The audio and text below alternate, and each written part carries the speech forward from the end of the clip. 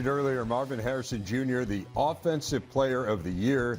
You look at his numbers, top 10 in the nation in touchdowns, 100-yard games, yards per catch, receiving yards. He's the first Ohio State receiver ever to record multiple 1,000-yard receiving seasons. And Marvin Harrison Jr. joins us now. He is today's big interview.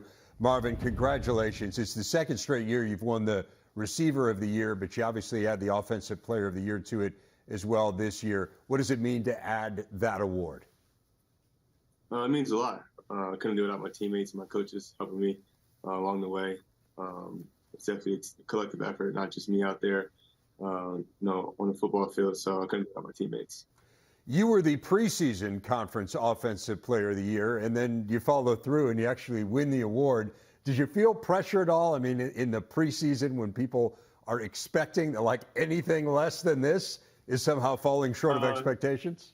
I didn't feel pressure. I really just wanted to keep the award at Ohio State. I started off with Dwayne, Justin won it twice, and then CJ won it twice. So I just wanted to do my best to keep the award at Ohio State.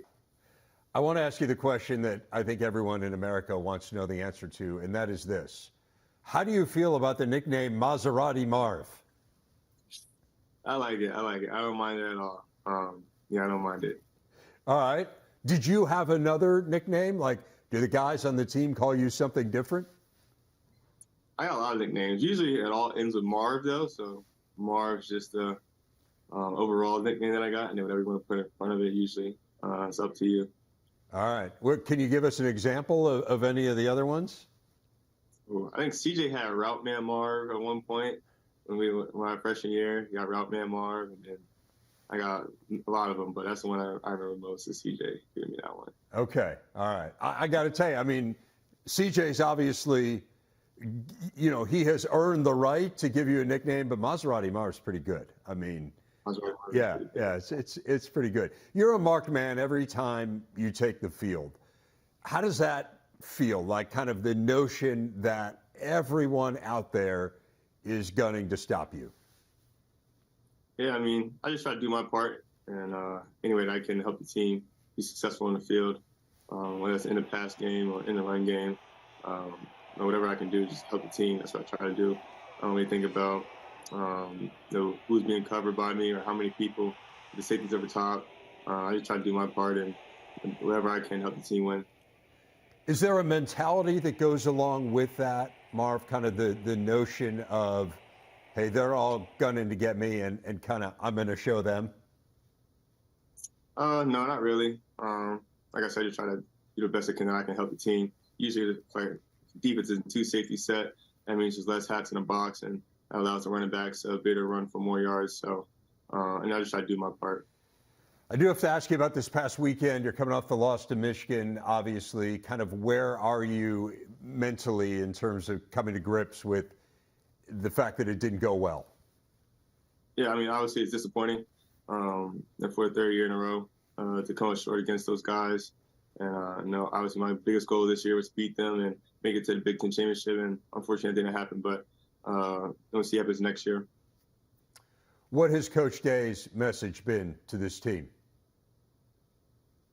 I mean, since the game or just in general? Since the game.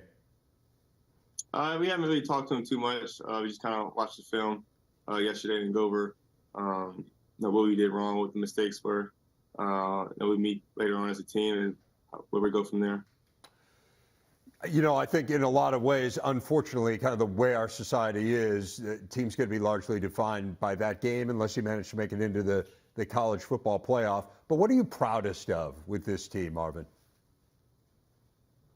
Just the brotherhood that we have, really. Then coming into college, you have a set group of friends, and then you see how that expands to all of the groups of positions, from the running backs to DBs to D linemen to linebackers, and just how you all came together throughout the whole season and stuck with one another is probably the thing I'm most proud about.